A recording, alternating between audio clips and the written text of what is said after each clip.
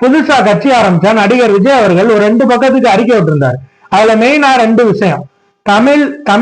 தமிழ்நாட்டை ஓரவஞ்சனையா பாக்குற மத்திய அரசு சோழர்களை பத்தி எங்களுக்கு பாடம் எடுக்குதா? அப்புறம் இன்னொன்னு, 75 வருஷமா தமிழ்நாட்டை ஆண்ட திராவிட அரசுகள் மக்கள்கிட்ட தமிழ் மன்னர்களை கொண்டு போய் சேர்க்கல அப்படின்னு. சரி, அவங்க கொண்டு போய் சேர்க்கல. நீங்க மக்கள்கிட்ட நேரடியா தொடர்புல இருக்க ஒரு ஆளு. நீங்க நடிச்சு 68 படம் இது வரைக்கும் வெளிவந்திருக்கு. 69ஆம் படம் வெளிவர போகுது. இதுவரைக்கும் ராஜராஜ சோழன் பத்தியோ ராஜேந்திர சோழன் பத்தியோ உங்க படத்தின் மூலமா மக்கள்கிட்ட கொண்டு போய் சேர்த்திருக்கீங்களா?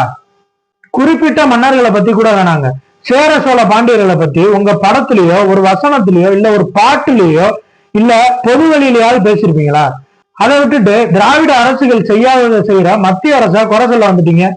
உடனே திராவிட அரசுகளும் சிலைகள் வச்சிருக்காங்கன்னு வராதிங்க. அதெல்லாம் வெறும் 1-2 சிலைகள். இங்க இருந்த அரசியல் கட்சி தலைவர்களுக்கு தமிழ்நாடு முழுக்க மக்கள் வரிப்பணத்துல எவ்வளவு சிலைகள் இருக்கு, தமிழ் மன்னர்களுக்கு எவ்வளவு சிலைகள் இருக்கு. நான் நடிகர் விஜய் அவர்களோட தீவிர ரசிகன். புலின்னு ஒரு படம், அந்த படத்துக்கு பேர் வச்சப்போ சிம்பிள் ஆஃப் சோழா டைனசிட்டின்னு ஸ்டேட்டஸ் போட்ட வேணாம். அந்த படம் என்ன கருத்தை சொல்லுச்சுன்னு எல்லாருக்கும் தெரியும். அதனால விஜய் அவர்களை எப்படி பேச போச்சுன்னு எல்லாம் கேட்காதீங்க. ஒரு கருத்துக்கு எதிர்கருத்து சொல்றோம், அவ்வளவுதான்.